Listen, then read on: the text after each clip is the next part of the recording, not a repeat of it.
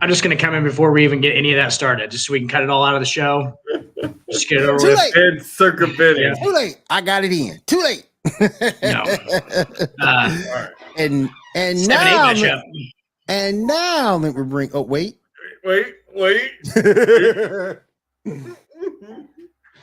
Oh my goodness, we got a lot to talk about. I'm gonna change up gears a little bit. You want to hit hardwood first? He had asked us to anyway.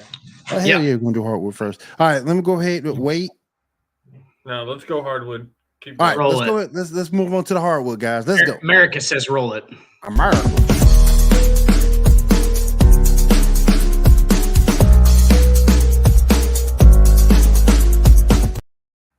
All right, Dan. Me, you got to have a discussion. Green screens are important. Yes, they are. Green screens are life. Trust me, I know. I have one. Yeah. I mean, I kind of wish I did because I look like I'm stuck in Will's grandmother's basement right now. Shit, my grandma's basement way better than what you in right now. Hey now. Yeah. You're talking about my grandma. She had a big screen. Hey, look, she had a big screen. Hey, she had a big screen TV. She had a PS3. She had all that back there. But before we talk about the play-in tournament, I want to talk to you about this issue with Rudy Gobert. What the hell is he thinking? What is he doing? I learned all this stuff online. Let's go ahead. Y'all know, this is the part where I usually take a break because I know very little about basketball. It's one of the few sports, and the Rockets suck, so I have nothing to talk about there, other than I do want to talk about Silas getting fired. Yeah, that was gonna happen. Oh yeah, Kevin Porter Jr. That's the one that hurt me. Wait, is he gone? Wait, what happened there? I'm just saying Kevin Porter Jr. because it's usually the only thing we have to talk about with Houston. Jalen Green and Kevin Porter Jr. are the two things. That's it. I know, and it hurts me because they're good because they're both good players and they're losing. I don't want to jump this because I do want to say this, but Dan, what I want to talk about there is who do you think might replace Silas that gives us an actual chance at a future? But stew on that for a second. I feel like what's going on with who you said Rudy Gobert. Rudy Gobert is similar to what was going on just a couple of weeks with Ja Morant, wasn't it? This is a little bit different because it's the same stupid behavior, though. It's the same dumb behavior. That's where I was going with this. Yeah. It's that same dumb behavior and not realizing you're not that same street kid or whatever it is. Well, the thing that you're looking at it, Ja Morant is like 24, 25. Rudy Gobert is like what? In his early 30s. Yeah, early 30s. Yeah, he's been around for a while. Yeah, but it's so. What's going on, brother? Sorry, dealing with tech issues. Okay, good. So they had to suspend Rudy Gobert, but I think they only gave him like a game or something like that. They had to do something. For hitting, was it Kyle Anderson? I can't remember who it was. In practice, right? No, this was during this was a game. See, I didn't know it was during a game. This was Sunday. I didn't know that Saturday. Either. Yeah, Saturday during the game, Rudy Gobert, Kyle Anderson get into an argument, and Gobert hits Kyle Anderson during the timeout in the chest. Whether it was a punch or a shove, I guess you can there can be some debate on that. And T-Wolves made the decision to send him back to the locker room. And during halftime, he and Anderson continued to argue in the locker room, so Gobert was sent home. The fact that Gobert did not just punch him in the face, is why he was only suspended one game. But honestly, I think the problem is Rudy Gobert just does not play well with others. I don't think he has the leadership mentality that some people think he does. I think he has more problems now on the court. Rudy Gobert has, some talent. I don't think there's any denying that, but I think in the locker room, he's kind of a problem. To me, and Dan, maybe you agree or disagree. To me, Rudy's in the wrong era. If he was in Shaquille O'Neal's era, I got you. He's valuable. But today, in today's game, on the offensive end, he's a detriment because all he's doing is clogging up the freaking lane. He can't shoot well enough to play the perimeter. He can't defend the perimeter. He's just, to me, he's a liability and a decent player at most. What do you think? I mean, he's just a clear case of a dude being way too large and athletic in that body, and he doesn't have any actual basketball skills. It's just raw. You can look at that dude on the court and go, that guy is fucking a different size than everybody else, and that's an NBA floor. That's not an NBA floor. That's saying something, right? Like you only see that the guys who make that distinction, Dan, are guys like Shaq, Ming, like the guys that you see out there, and you're like, holy shit, that dude. Sean Bradley. Yes. Joel Embiid is one of those two. Joel Embiid just looks bigger than everybody else, and that's the freakish thing. Is like that dude actually has a lot of basketball skills, and that's the creepy thing. So that's where, like, I think that's where the word unicorn should come from. There's all this distinction about the unicorn thing. I think that it should come from the fact that they look different on the floor, and they're still moving at the same speed as everybody else. That's unicorn to me. Like that's the actual definition of it, right? So like. That's the guys like Porzingis is definitely still one of those dudes, has never fulfilled that due to injury or whatever. But like Wembanyama is another guy like that. Anyway, Gobert's fucking huge. And I think that he doesn't have any actual basketball skill, right? He just kind of like lumbers up and down the floor, and he can move pretty well for how big he is. Clearly a freaking ridiculous defender. I mean, the guy's won three consecutive defensive players of the year now, except last year was fucking dude from Boston. But Marcus Smart. Yep. But but like he's won 3 defensive player of the years for clear reasons. Like people don't know, they're like, why did Rudy Gobert win? It's like, go watch a fucking game where he plays in, and there's nobody going to the rim just at will when Rudy Gobert's in there because he's gigantic. No. He plays good D. It's just, yes, offensively, like you said, Will, I mean, he's just completely inept. There's no actual spot to put him. He tried to start shooting, right? And that hasn't worked out very well. The guy's hands are like the size of fucking beach balls. Like, it's just, I mean, for real. Like, it's like he's shooting a posy, basically. So he doesn't shoot like Shaq. No. He does shoot kind of like, he doesn't shoot like him, but like he's just as bad almost. I mean, he's not. He's not a terrible scorer. Like, yes, I know. Shaq was a fucking great scorer. Shooting and scoring are 2 completely separate things, Josie. I think that's where you're losing the 2 separate things. It's 2 different things. Because LeBron James, below average shooter, probably in the like all-time leading scorer in the NBA, below average shooter. So that's, I mean, all-time leading scorer in the NBA. I was undisputed this morning that one of the things that they were talking about was that out of 152 qualified 3-point shooters on the year, LeBron is like 146th out of 152. Last year he was bottom 3. Like it's but he's the all-time leading scorer now. Takes and makes big threes though is the thing. Actually takes and makes big threes, which a lot of people, I mean, he shoots like 32% from 3 or something like that. It's like during the game you're not going to want a step back LeBron 3 in the third quarter with 7 minutes left against fucking Portland. It's not the shot that, you know what I'm saying? Like, that's not the shot we're looking for. All right. Maybe unless the shot clock's running down, let's not be shooting that one. And nobody says anything to him because they're like, oh, it's LeBron. I mean, that's the only reason it doesn't get nothing gets said. It's like, oh, fuck it. It's not like anytime a Russ puts up a 3, everybody, you hear even the crowd's like, no. Yes. Which, no, it's not that bad. But it is getting to the point where in LeBron's career, though, where it's like more cringingly, and I can tell it's happening. Like there is more like allotments being made for him as far as like, his play is still somehow statistically, at least at his level where it's like, obviously nobody's ever done it, but this is the one thing I will agree. This is the one thing I will agree with Skip about. He's a runaway freight train. He can get into the middle of the lane and cause havoc. Can you imagine if Ben Simmons had LeBron's or even DeMar DeRozan's lead game? I mean, oh my gosh.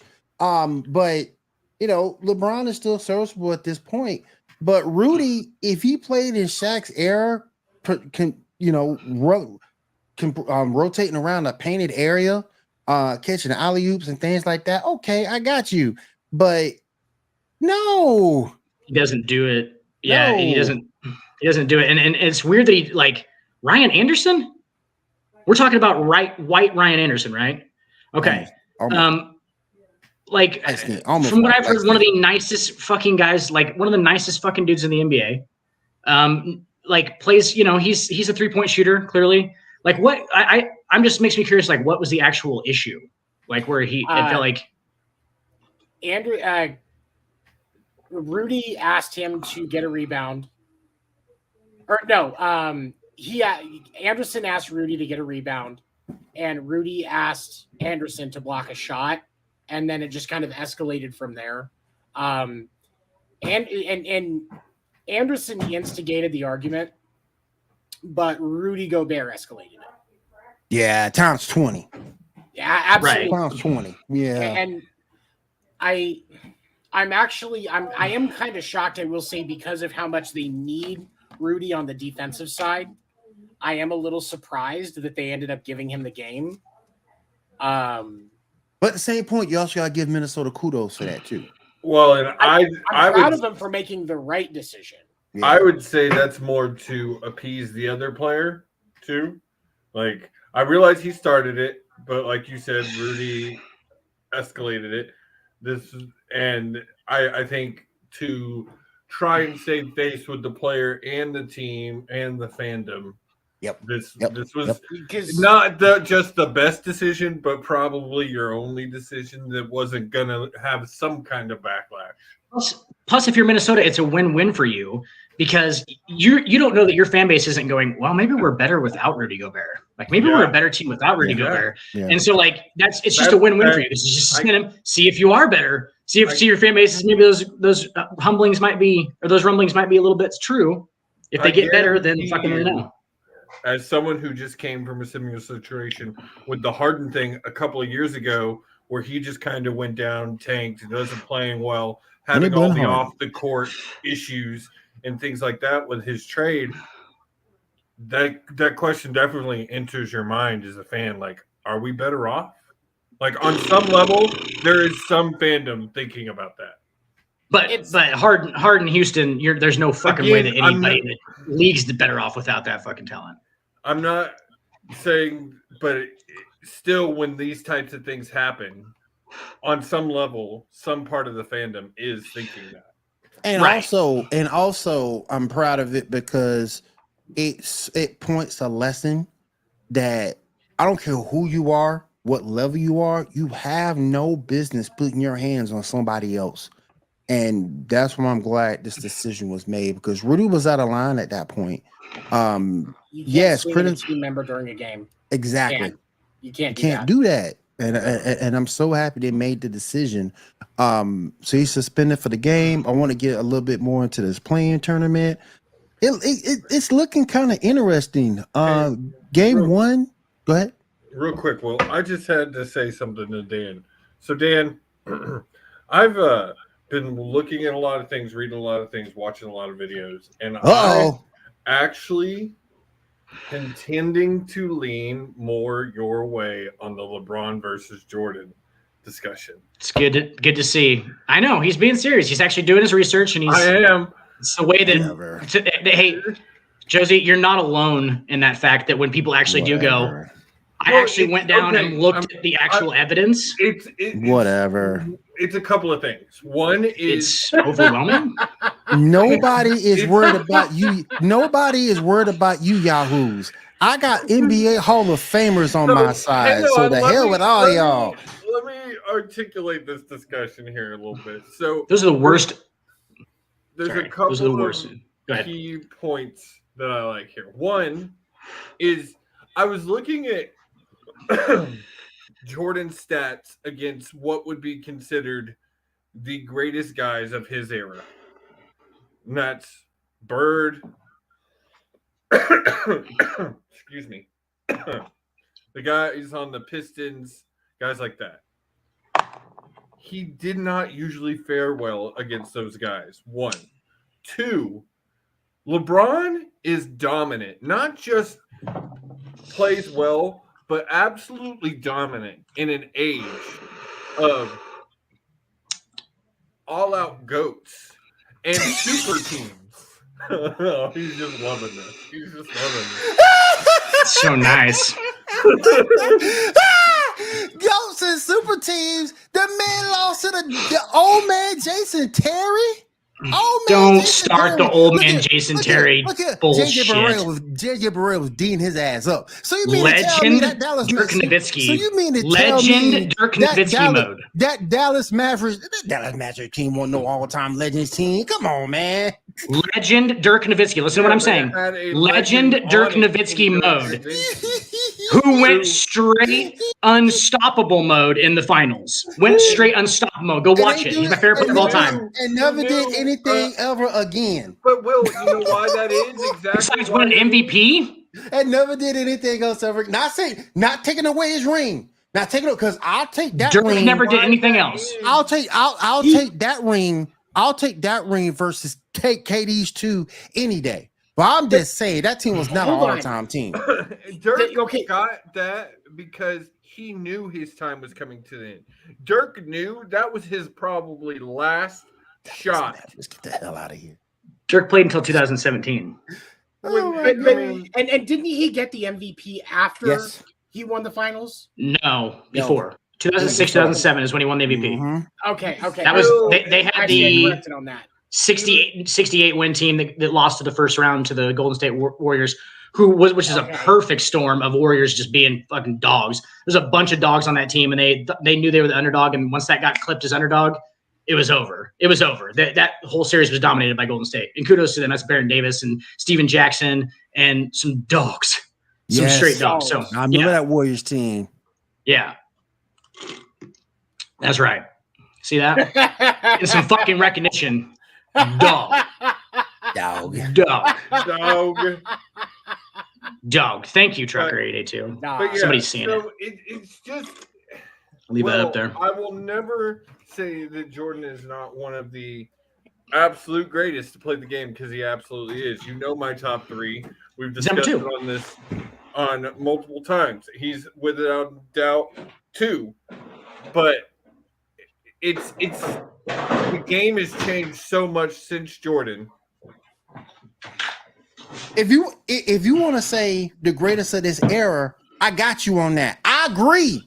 The greatest of this era is LeBron James. It's not what we're having. It's not the greatest of this era is LeBron James. But overall, it's MJ.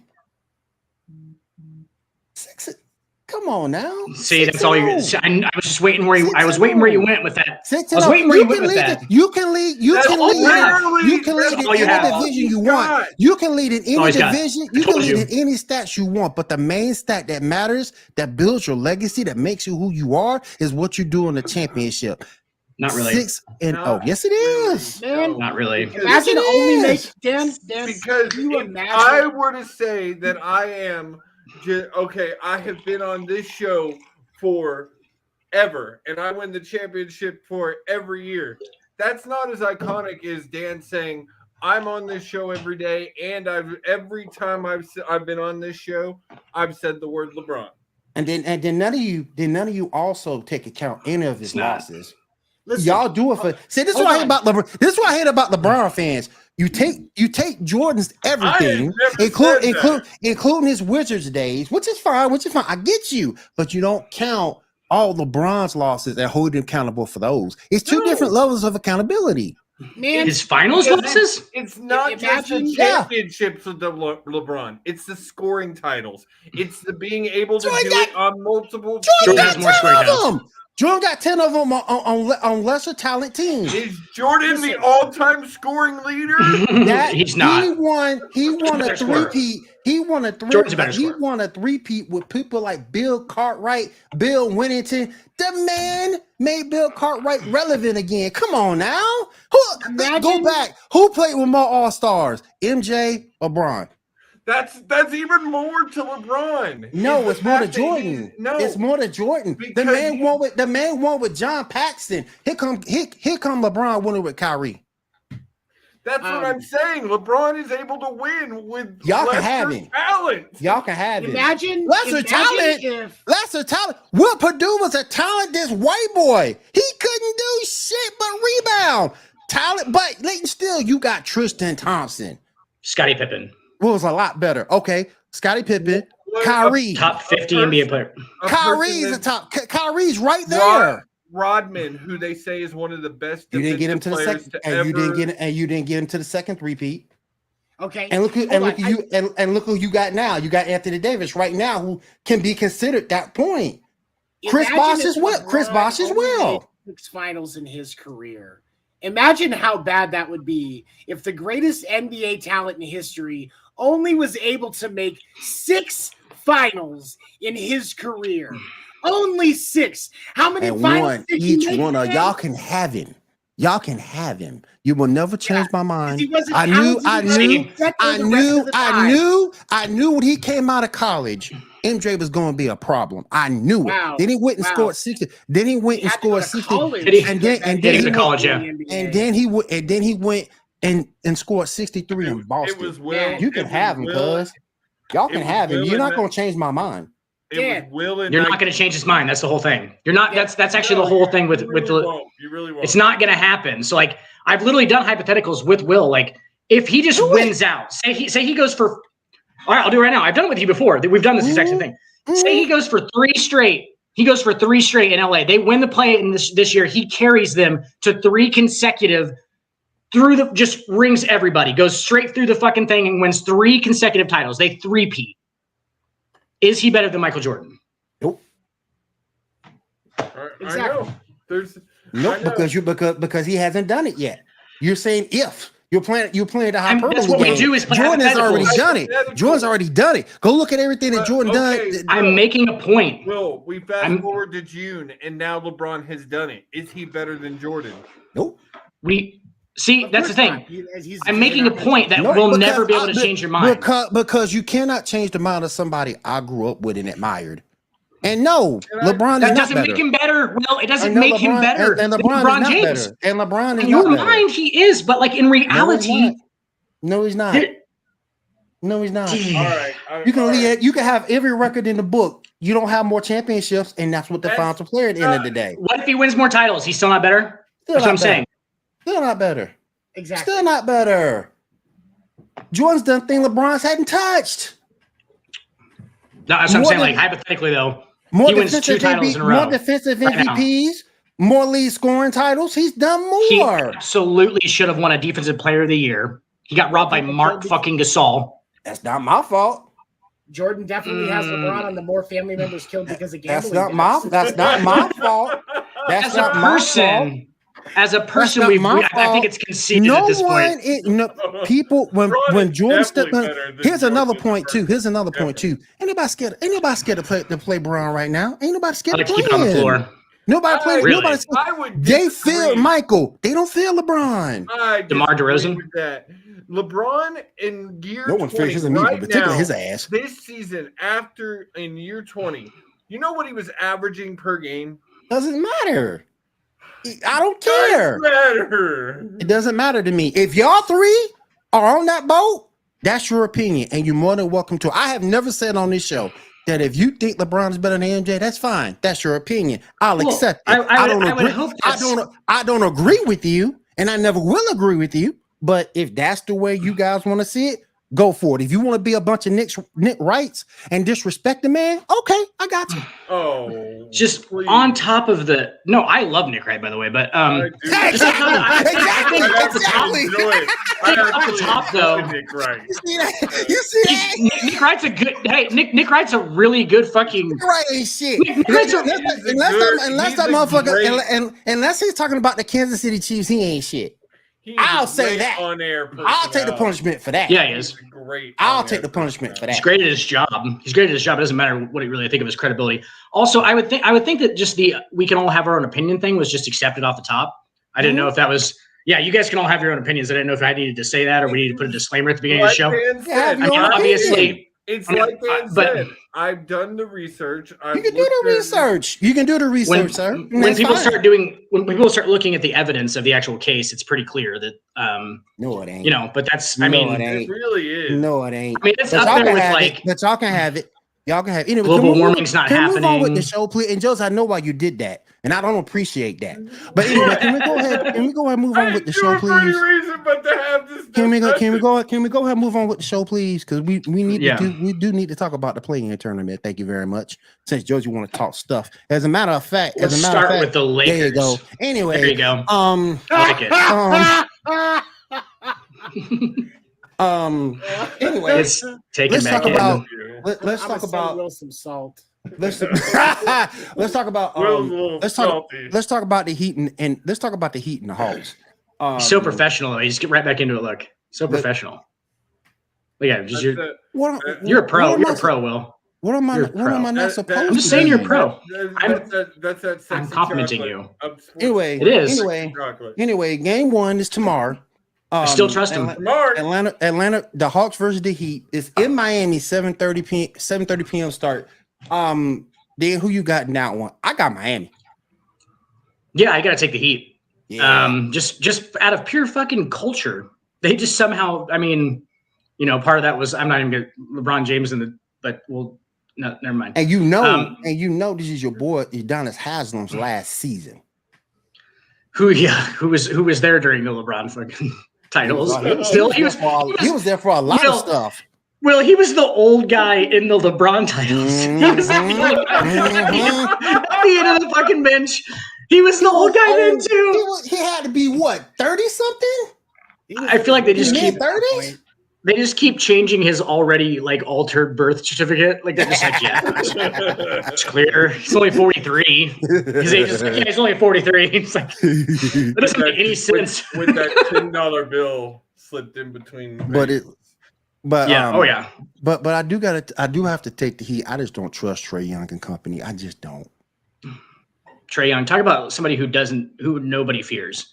Nope. That guy, literally, that guy has averaged 30 his entire career, and everybody's like, "Oh, it's just 30 points." It's just 30 points. It's 30 points. We have to give up because he fucking can do a step back and shoot the ball a little bit. It's like a meaningless 30. Have you ever seen a meaningless 30 before? There's Trae Young. I'll say something kind of controversial right now, Will, about Trae Young. I think Trae Young is a fucking volume scorer. I don't think Trae Young is a superstar in the NBA at all. I think Trae Young benefits from being on the Atlanta Hawks where there's not one other fucking guy who can handle the ball and shoot and take 30 shots a game. There's not one other dude. That's not John Carlin's game. And fucking Trae Young just magically has taken care of the other guy who possibly could have done it. And Kevin Huerter, he's gone. Yep. So, magically, everybody who goes there who can do what Trae Young does somehow just gets out of town, and Trae Young's in the middle of it somehow.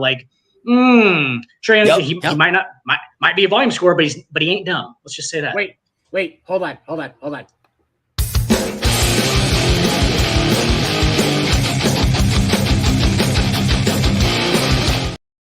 Yes. Trae Young is Russell Westbrook without the turnovers in his prime. In his prime, I am giving Trae that credit because in his prime, Russ was good for 30. But I have so many problems with this fucking whenever you let me go. So many problems with this. Without the turnovers, he is the modern day Russell Westbrook. Go ahead. What you think, Dan? Quite honestly, it's not even a good comparison. They're not even close to being the same player. Trae Young physically is not an NBA player. Trae Young physically, in person, we'd be like, okay, looks like a fucking accountant or something. He's not anyway. He's 6'2". He's listed at 6'2". I don't think he's 6'3", 6'4". 150. I bet he is legitimately a 6'1", probably 150 pounds, maybe 140 pounds. He's not a big guy. He's a lot like. Okay, I'll give you this. He's like a $2 Steph Curry. 7 is what Trae Young is. He's like Steph Curry with just didn't put in that little bit of extra work and didn't have Del Curry's DNA. You know what I'm saying? Because Steph Curry's clearly better. Steph Curry's clearly better than Trae Young, but Trae Young has the same game as Steph Curry does. It's basically the same thing, not as good. Does that make sense? He's just, and the reason he is a volume scorer is because he looks like that.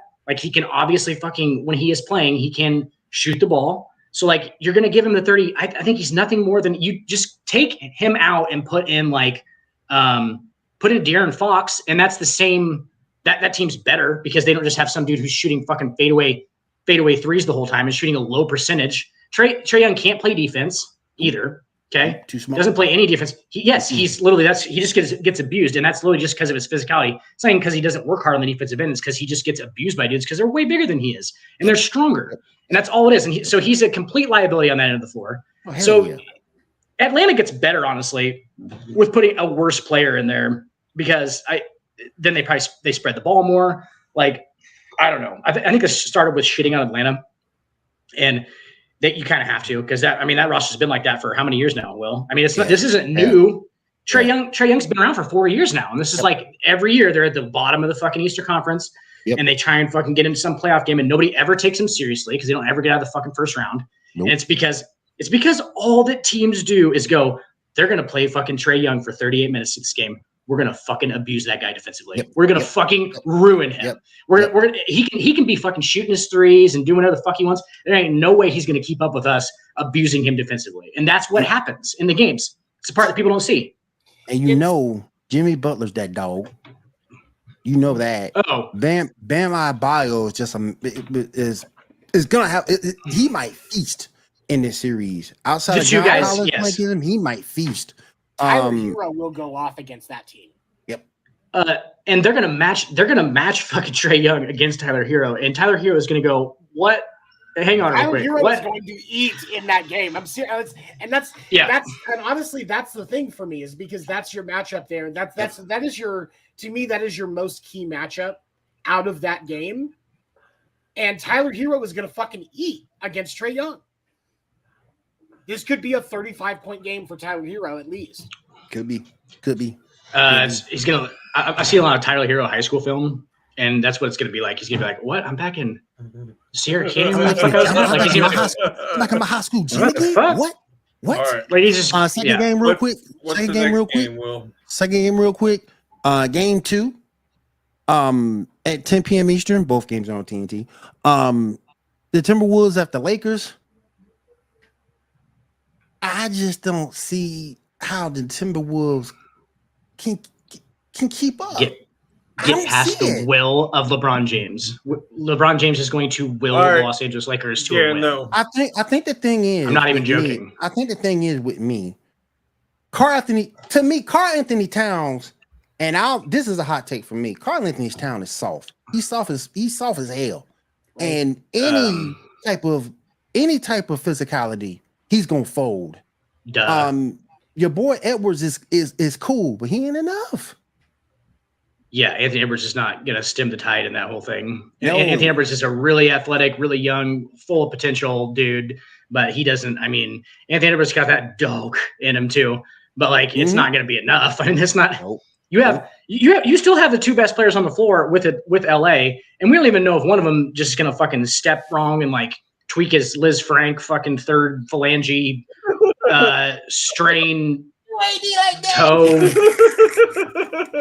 middle line conspirator cuspis. It's the cuspis of the third phalange is usually what gets hurt on him. He bruises his eyebrow. The brow, slight brow. Commercial?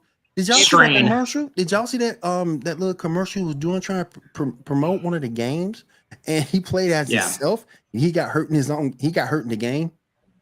Yeah, he's able to laugh at it. He knows that it's a thing for sure. If you don't think Anthony Davis knows that like everybody makes fun of him when he gets hurt, like, he knows it's a fucking thing. He's plugged in, dude. He's all about that shit. Like he probably reads the comments. Let's just say that he reads the comments. Dan, I had a question for you. So, what's the Lakers' ceiling this year? How far are they going to get? They can get to Western Conference Finals.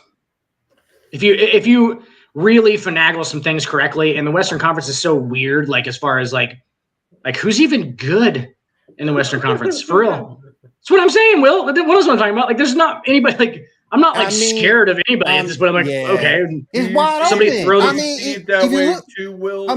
If you look at Phoenix on paper, they should be better than everybody else, but the way it don't work out like that in the West. It don't. Katie's got them big feet. Those big feet get a lot of injuries. Did you see the Lakers in a Western Conference final? And the way with this division, the way this conference is setting up, some things will have to fall. But yeah, I mean, but do you does anybody here trust? Does anybody here trust Memphis? I don't. Does anybody here trust the Clippers? I wouldn't say that in front of Ja, but I don't trust Memphis. I don't trust them. Clippers. It don't matter who's on that team with the Clippers. They can't. They can't get out of their own damn way. They'll self-implode. They like the Dallas Cowboys. They'll self-implode. They'll self-implode. They have Russell Westbrook. The Clippers are not going anywhere. You're so down on Russell Westbrook that I have so many problems. We'll just discuss that at a later point. But like Trae Young, like in the Westbrook, no. Just so much no. Like Russell Westbrook is so far above Trae Young or will ever be. Like Russell Westbrook is so fucking overrated. It's unreal. I'm sorry. I mean, you obviously get to see Mr. Triple Double. Yeah, because KD didn't want to do any of the work. I think the only thing that puts the two of those guys together is the fact they got the green light to shoot the basketball. Other than that, that's it. That's the only thing to me that makes the two similar. Right. They got the green light to shoot the basketball. Because of the turnover problem that Russell Westbrook has had through his entire career. This isn't just an LA thing. It's just noticed it's everywhere. Because of the fact that he's now in LA. Yeah. The problem is Russell Westbrook got his stats by volume. He was stat padding the entire time. It actually just clicked with me. I see where your comparison is. You're looking at statistically, and I get it. I get it. I'm saying he's a volume scorer. You're saying volume stats, please. Yes. Gameplay, obviously, they're fucking night and day. I will separate that. Yeah. I can give you more Steph Curry, $2 Steph Curry for Trae Young. He's the wish Steph Curry. But yeah, Steph Curry on wish. Damn. Hey, Steph Curry. Stats wise, volume. It is complete volume. That's what it is. It's volume. Think about the time that Westbrook was in Oklahoma as a sample, outside of when he had KD. What other big? Now there was some mid-level talent, but I'm talking about big talent in Oklahoma. Once Harden, KD it was Harden, KD, and Westbrook. That was it. But once Harden, KD left, he got Paul George. That was about it. That was his team, though. Still, yeah, that was his team. Yeah. And George was not the same guy at that point. George, because he was already in the later half of his career. Yeah, and that's my point. Is the reason that we're seeing Russell Westbrook for what he is now is because of where he was in the Lakers and how much national time they get. If people actually watched the Oklahoma City Thunder back when Westbrook was on that team, they would have seen the same goddamn thing. I'm sorry. No, well, you're not wrong because he ain't wrong. Having turnover issues in Houston too. He ain't wrong. Yeah, that's true. He ain't wrong. I totally get it, but I think where we separate at is like you're making it sound easy to just average a triple-double in the NBA. You know what I'm saying? Like it could be volume stats. It could be volume stats, but that's still fucking very impressive. Like that is impressive that he could take over basketball games in the NBA. He would literally get every rebound, fucking make sure he was in on every assist. Do you understand? Like while it might not be conducive to winning, if you can influence a fucking game like that to a point where you're literally like stocking stats like that, you have fucking some crazy athletic talent. Like you are very good in the NBA. Yep. And again, you know what I'm saying? At his size, it was amazing. 6'3". Real quick, night 2. The Bulls at the Raptors. My Bulls are getting crushed. You can't win in the NBA without a point guard. And I'm sorry. People keep telling me, "Oh, we got Alex Caruso." Look, Caruso's a nice player. He's somebody who can contribute, but he's not going to be that dude to take you to where you need to be. And we all know I hate Pat Bev. I mean, I can't stand Pat Bev. I mean, that man Pat Bev's not a fucking point guard, dude, at all. People think he play defense. All he does is go out there and swings his little arms around, that a little engine that could. But no, there's a difference. There's a difference between being a good defender and using your 6 fouls. Pat Beverly uses all 6 fouls. Somewhat effectively. That's all he does. It's called the Dick Warner method is what Pat. That's exactly. Hey, and I happen to be a huge Pat Bev fan because he played like I did. Just no talent at all. just running around pissing people off. That's all he do. The thing with Pat, he can't shoot. He tries to defend, but he can't. He doesn't even assist the basketball that well. I mean, unless DeRozan and Levine go for 30 each, the Bulls and maybe Vooch chipping in 20, Bulls don't stand a chance. So I'm taking Toronto in that. Pat Bev does the fucking surprise shit that I told you about, Will, where he'll just like come out of left field and make some fucking play that you're like, what in the fuck? Like, what? Why weren't you doing that the rest of the time, Patrick Beverley? Like, that's what it makes you say every time. You're like, God damn it. Like, he's a fucking good athlete, dude. It's crazy. I don't know. It's weird. He's got, I will say, I respect Pat Beverley because he does have some athletic ability. He's in the NBA. He does have basketball IQ. Like, what was he's that? He's got that dog in him for sure. Yes, he does. Against the Suns a couple of years ago. He was on, I can't remember who it was, what team he was on, but they were playing the Suns in the playoffs, and he ended up being one of the reasons. You talking about Houston? I think that was Houston. And that might they came back. Yeah. And then he got Pat Bev was the difference maker in that series. That was with Minnesota, is what you're talking about. That's Minnesota's what you're talking about. It might have been Minnesota. They came back and won. They won, and like they did the biggest celebration. Like they just won the fucking finals, and it was like literally like it was a play-in tournament game. Like I think they won the play-in tournament. They just got rolled the next fucking round. But like Pat Bev knew that was like his championship of the year. They went fucking nuts afterwards. They're crying. He was up on the fucking. He didn't win a championship. Old punk ass. Kobe and on the scores table and everything. Like he's up there doing that, and they're like, "It's a playing game. It's a playing game. It's a playing game, man." And he has basketball. He was drunk. IQ. But when you think about Pat Bev, you know, like we talked about Rudy Gobert being more useful if he was in Shaq's era. If you put Pat Bev in Shaq's era, he's spending a lot more time on the bench. Oh hell yeah! Oh hell yeah! Hell yeah! Hell yeah! I'm not saying he's not an NBA player in that era, because in his prime he did have some defensive chops. Yeah. But as a whole, he's spending a lot more time on the bench than he does now. He's giving out a lot of fouls. He's giving out a lot of them fouls. And the last game is the Oklahoma City Thunder versus the New Orleans Pelicans. We already know that Zion's not playing. This thing is getting out of hand with Zion. Can we call him a bust yet? When did it get surprising? When Zion's not playing is less surprising than Zion's playing? Right. Mm-hmm. Like when did it get like it's like, oh yeah, well duh. Like you just assume now that the Pelicans are never gonna have Zion. I can't even say that fucking team name and not giggle a little bit. I hate that name. Fly Pelican. But Titmo.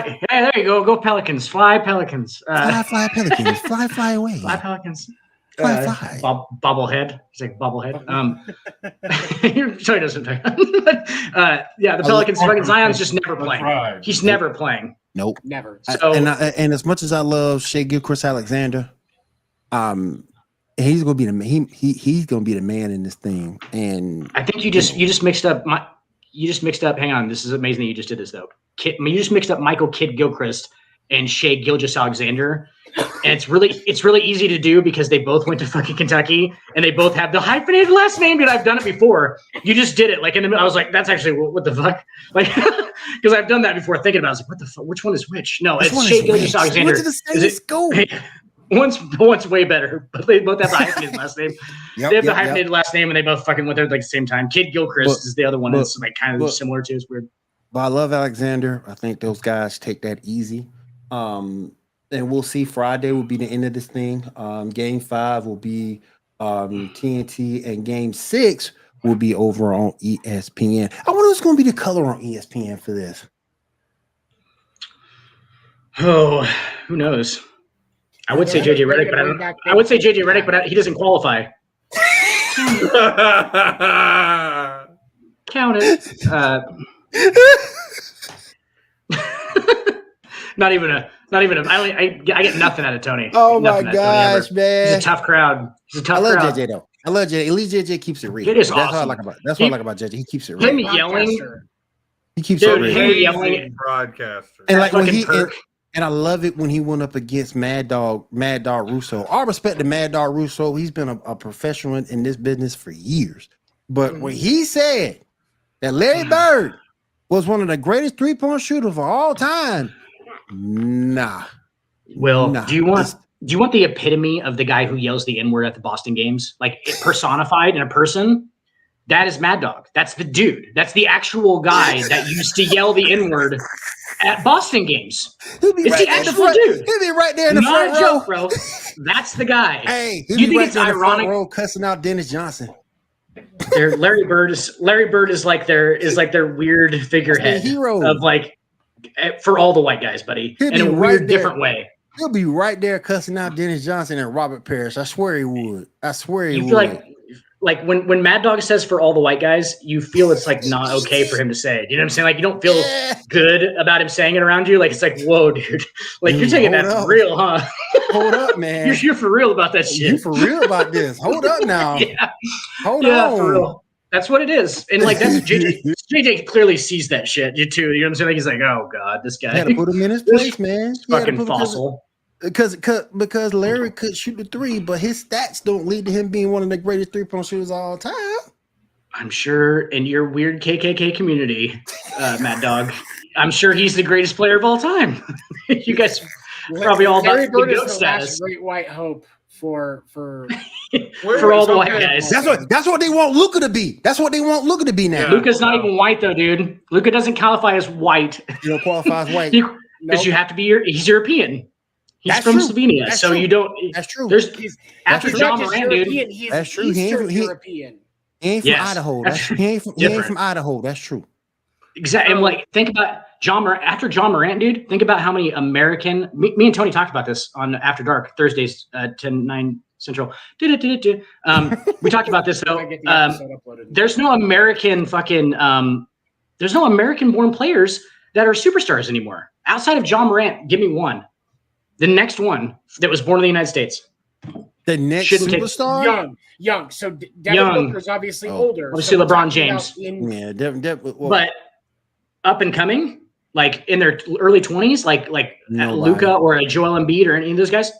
nobody. After John Morant, there isn't one. And Nobody. if you don't think the NBA wants John Morant to succeed at any cost, just factor that into whatever John Morant does in the future, because he's going to do something else stupid. You can tell at this point. He's being enabled, and he's not just being enabled by the people around him. He's being enabled by a system at this point. Yep. 100%. I These agree. people want him. And they got a little bit of power, if you know what I mean. That's some money that we're talking about that can influence some people. Like Now, that's if Zion wasn't hurt all the freaking time, he'll be in that conversation. But he's always freaking hurt. But Yeah. I mean, because think about this. Think about this. John Morant, NBA superstar. Okay. All of this really comes to a head because of an Instagram video where he was playing with a gun in a strip club, right? Okay. yes. Dan, when was the last time you were allowed to take a gun in a strip club? Never. If you, Never ever. it's been 6 years now. It'll be Okay. expunged here in a year and a half. So it's, Damn, it's been 6 years since you've been in a strip club. Damn. bro, I've been to two strip clubs my entire life. One was in Australia. Damn. I went to one in Australia, and then I went to one in St. Joe, Missouri, and they were polar opposites. Yeah, the one in St. Joe, Really? Missouri was Damn. like Polar opposites. an STD clinic, where you get There was the a- clinic there that was- you go to get STDs. There was a pregnant stripper. And there was one with a knee brace. Oh, Same there's only night. one when On you the went same there? shift. Yeah, Yeah, on the same shift with a knee brace. that's the one strip club I've been to, and I had to go to the hospital after, not for a disease. It was because the lap dance, she grinded on my lap so much that I was bruised and pissing blood. Oh my god! He's not kidding. I got one for you. No, I got I'm not one for kidding. you. I had to call my RA. I got one for you. I went to a strip club one time and they had midget dancers. Now I would pay extra That's to a see thing. that. Yeah. I would pay extra. That was a thing. That was a thing. Devin, I thought I had the record for weirdest strip club injury. I had a stripper fracture this eye socket with a implant. What the hell she do? She hit you with a titty? Damn. In the titty shape. Good God. Nipples of steel. Nipples Josie of wanted to be steel. motorboated, and he got racing boated. Nipples of steel. But Will, when was the last time you were allowed to take a gun into a strip club? Never. No, okay. All right. So those of us that are normal people, that like not even anything, but this gets into by the local authorities, and they're like, oh, he didn't do anything wrong. Taking a gun into an alcohol establishment. Now, to my knowledge, in most states, the only people that can carry firearms in an establishment that serves alcohol are police officers and military members. In the state of Texas, you have to have it posted, or you can. But if you have it posted that you don't allow to carry. Normally, if you serve alcohol, there's not guns allowed in that establishment for the normal person. Right. So we're going to completely sidestep the fact that this guy has a complete criminal breakdown over basically 2 months and only does 4 days in a rehab facility or mental health facility. But local authorities investigate dude with a gun in a strip club that serves alcohol, and he wasn't drunk and he didn't commit any crimes. Really? Besides bringing that in the front door, I mean that's clearly a firearm. But unless he's caught with a firearm, Tony, come on, a good lawyer gets you off that in a second, because that might even have been a real gun. You guys don't know that. Exactly. Even a lighter. Exactly, and that's the thing. But it's a lighter. There wasn't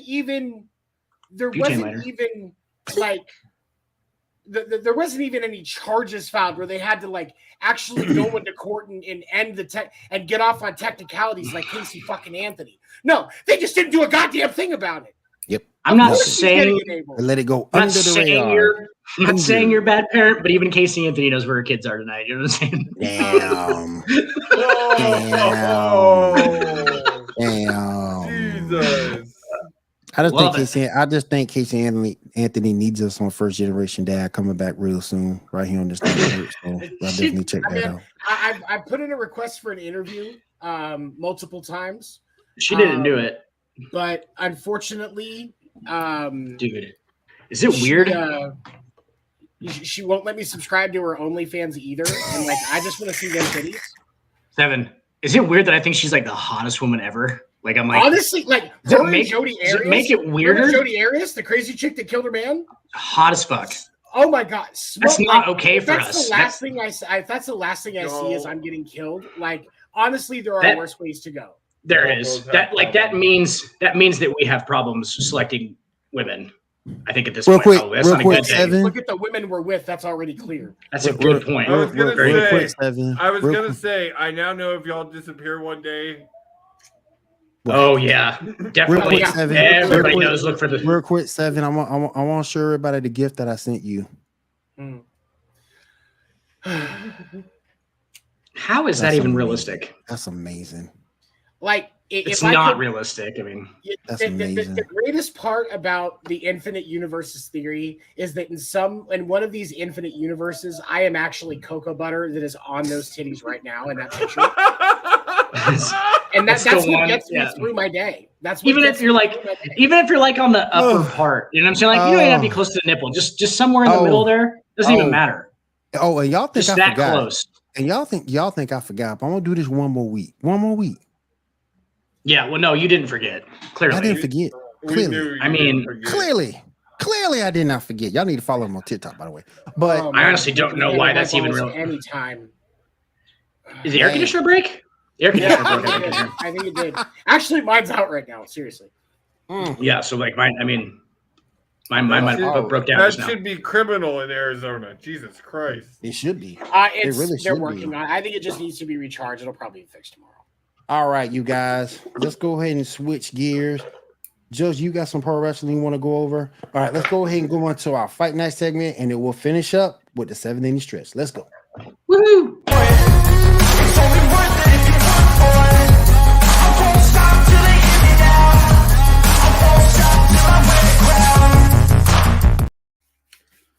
Seven, if you are there, I want you to come back just real quick because I want you to get your opinion on this. All right, hurry up. Now I gotta go to the bathroom. He's there. Oh, God damn it. Go. Just fucking go. Okay. Just fucking go. So, have you heard AEW's big announcement this past week? They're doing Wembley. Well, open door. It's all, or is it open door or all open? What's the name of the fucking event? Wembley's open. Yeah, it's a no. The name of the all. It's going to be all in. All in. All in. Yeah. Okay, I was close. All in at Wembley Stadium. I did see that. Yeah. But I wanted to just quickly get your opinion on this. That's a 90,000 person stadium. How do you think they do? Mind you, caveat.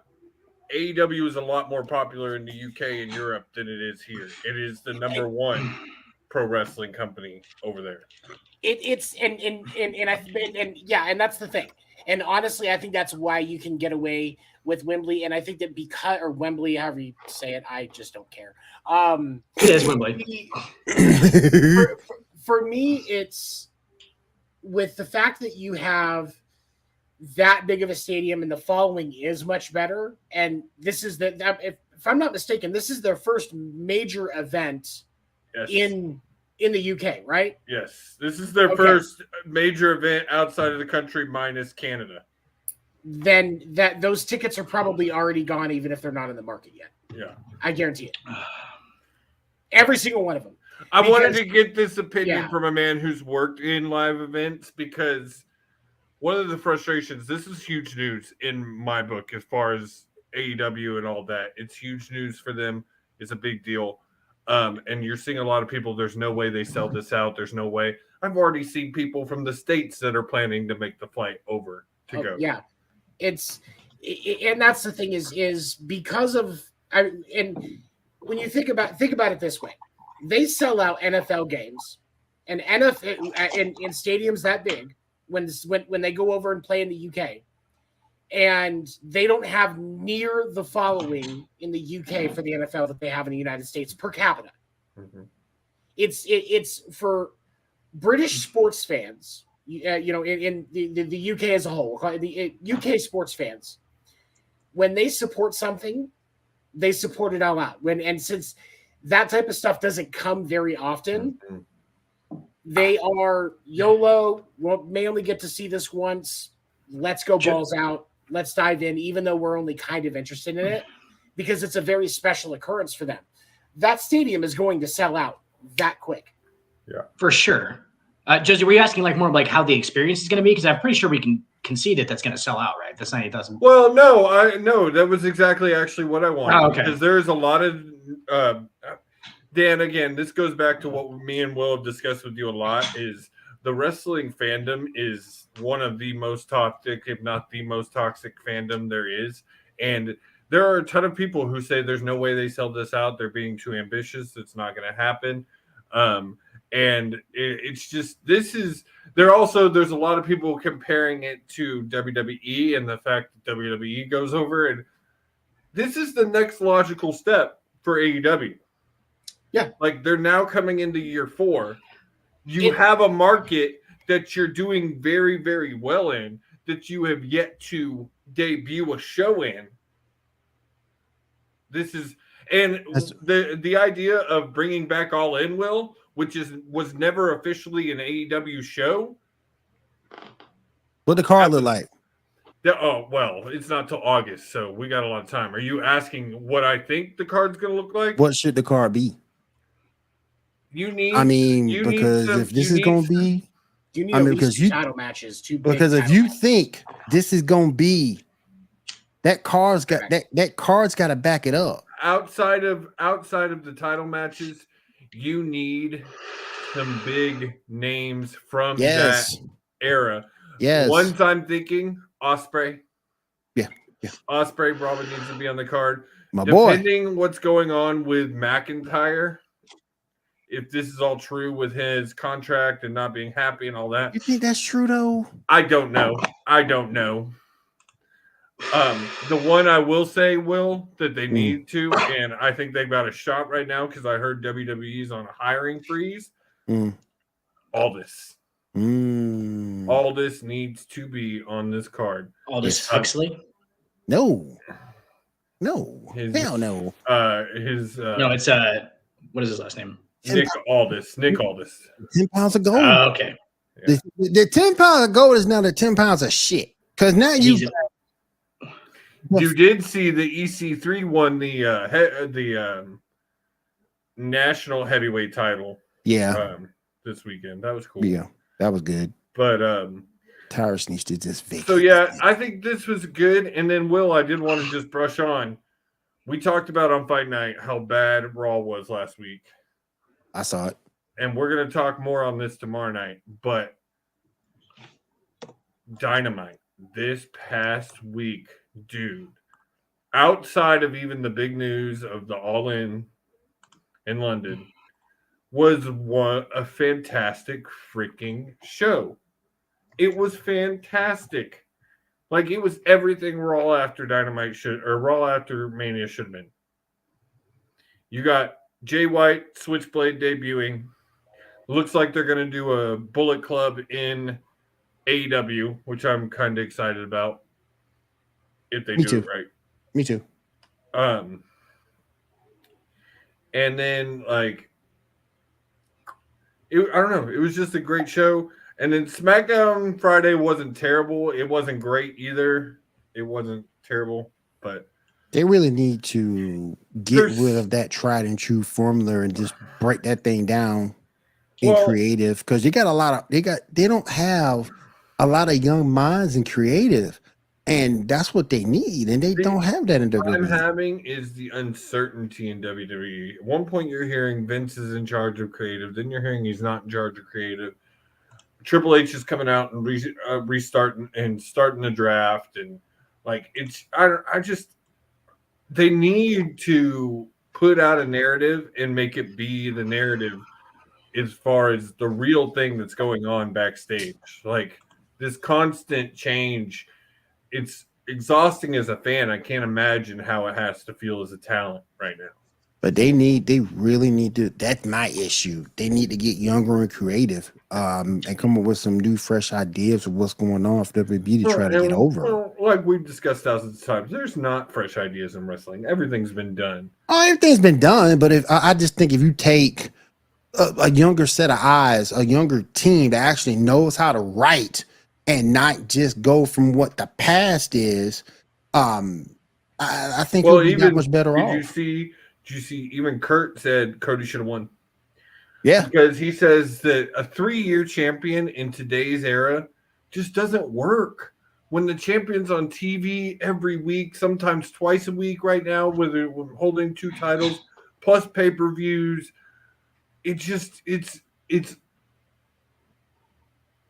too much. Like, that's one of the reasons I'm so just not feeling any of Raw and SmackDown right now, because it's just I'm tired of seeing the same guy hold these titles. Which I think that's why you get in the draft, because fans are starting to feel like you. I hope so. I think that's why they're doing the draft. We heard a couple of months ago, Will, that they had plans to split them up in April, and I hope that stays true, because I'm ready for 2 freaking titles. But here's the thing that I think that you're going to see with that, with the 2 titles,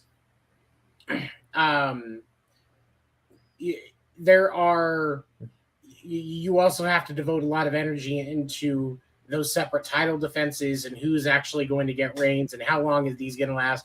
And that's where the younger writing comes in, as you can start to get a little bit more creative. And, do we make this title 24/7 for a couple of weeks just to make it interesting and give us more shit to fuck with, so that we can say, oh, hey, this guy was actually a title holder for 28 minutes or whatever, just to give him something. I take that creative. I take that creative, kind of like the Baseball Hall of Fame. You need to redo the whole thing. The whole thing needs to be redone. Take creative. Get rid of all those old farts in creative. Put some young minds in there. You need to stop using Hollywood writers. You need to start getting back to some wrestling minds. Yes, in that writers' room, and do away with the writer room. And period, general would be a great thing for WWE. But yes, I agree with both y'all. There's just it all boils down to there's just a lack of unknowing in the WWE, and I read about it all the time. The stars are worried, like there's uncertainty there. I didn't watch Raw tonight, so I have no idea how it was. I just refused to. But Just on that one man protest. no, Yeah. Kill is right there with me. me. Kill is right there with me. Hey, I'm Kill there with is y'all more too. staunch Yeah. than I am on this. Yeah. I don't blame y'all because right now your de facto world title is the U.S. Championship. That's not right. Well, and I don't know. I just AEW to me is I watched a video on it the other day. AEW it was scared of the Triple H era because it was getting better and they had right to be, and they were really doing well with Vincent control. And right now they're at a key point to where if they do the right things, they can start seeing that million viewers each week, not just on a every so often. So It will start to grow more consistently. Yeah. And it's especially with the inconsistency of who's in control of creative. Is it Vince? Is it Triple H? Is it somebody else? Is Nick Khan just taking it over, or Tony Khan, whichever? Nick Khan, you're right. You're right. That it's the tale of two cons. It's the tale of two cons. That inconsistency is going to make it to where you don't have any solid storylines, and especially with the fact that we've talked about how WWE has so much more story than wrestling anymore. Mm-hmm. If you have shitty storylines, and most of your wrestling product is the storylines, you don't have a wrestling product. Yep. Whereas AEW may not have the writer's room that the WWE has, but I'd much rather watch their talent on the mats every week right now than what WWE and don't get me wrong. I am loving that Tony Khan seems to finally be putting some people in place to handle more things, to either take something off his plate so he can focus more on creative, or give him or have him some help on creative. And I've mentioned this a couple of times in the last month. I'm seeing more storylines building on AEW shows than I've seen, I think, ever. Like, you're seeing actual storylines, not just. And don't get me wrong, if you think AEW hasn't been telling stories, you're an idiot. It's more like an MMA fight. The story is told in the ring. It's not necessarily shoved down your throat like WWE does it. Also, WWE is pro wrestling for stupid people. Okay, hold on, back it up. Hold up. It's kind of watered down, Will. Hold up. I don't want to go that route. And the reason why I don't want to go that route because not everybody who's a WWE fan is stupid. No, I'm a fan. But it is a very watered down.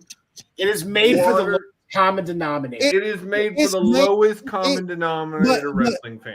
But you have to understand. You have to understand the one thing.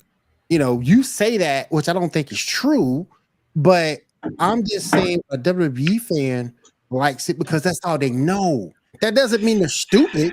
It's just all the fact that's all they know. But I wouldn't say they're stupid. But but at this point, it's willful ignorance.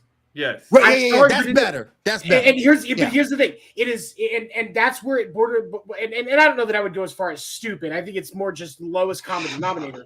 Yeah.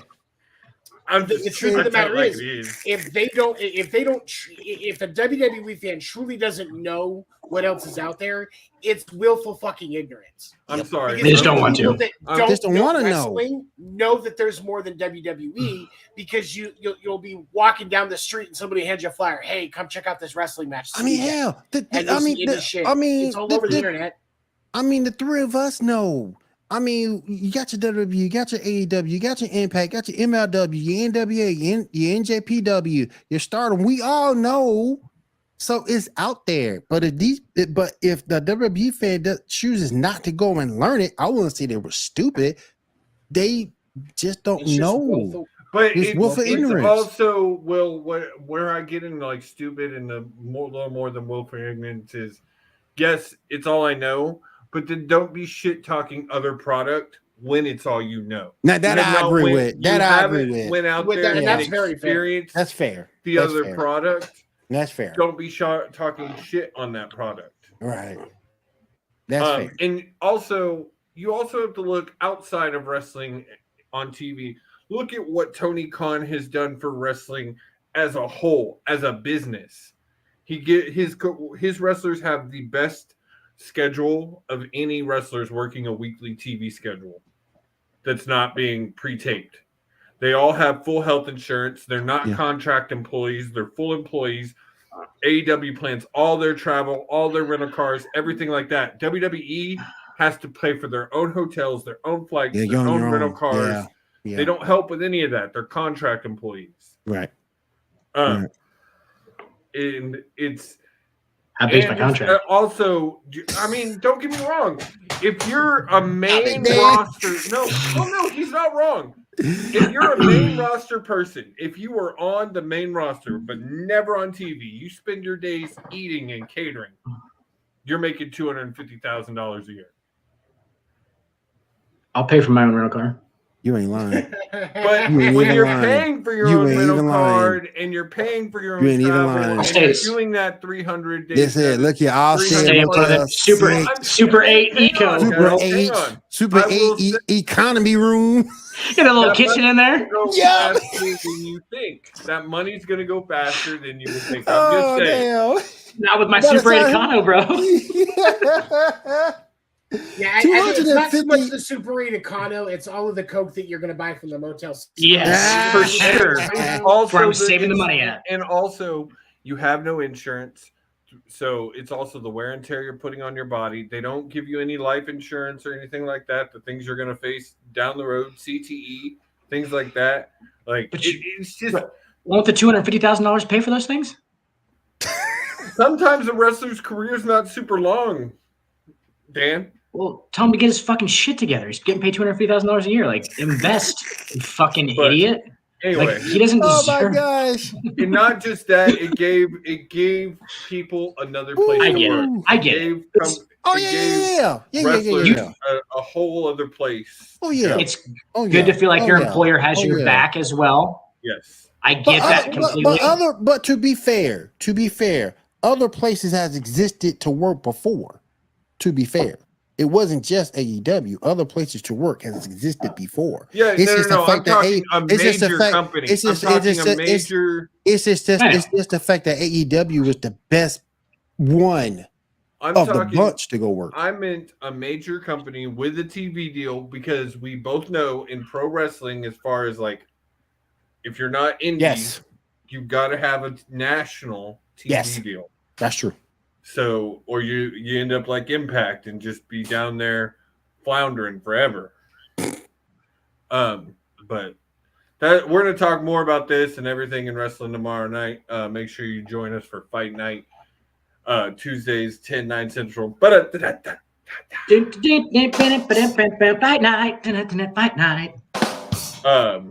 Yeah, I think we're actually going to have the full team back together tomorrow night. So that'll be fun. Yes, I'll be there. Oh, Stax' dumbass made it back. Did y'all get to hang out, Seven? No. His apparently after they got done when they were at the game, his girlfriend got too drunk, and so they didn't end up coming out. It happens. It happens. Oh, man. His wife got too drunk. But I just think, but I just think that it's room enough for everybody because AEW has issues also. So,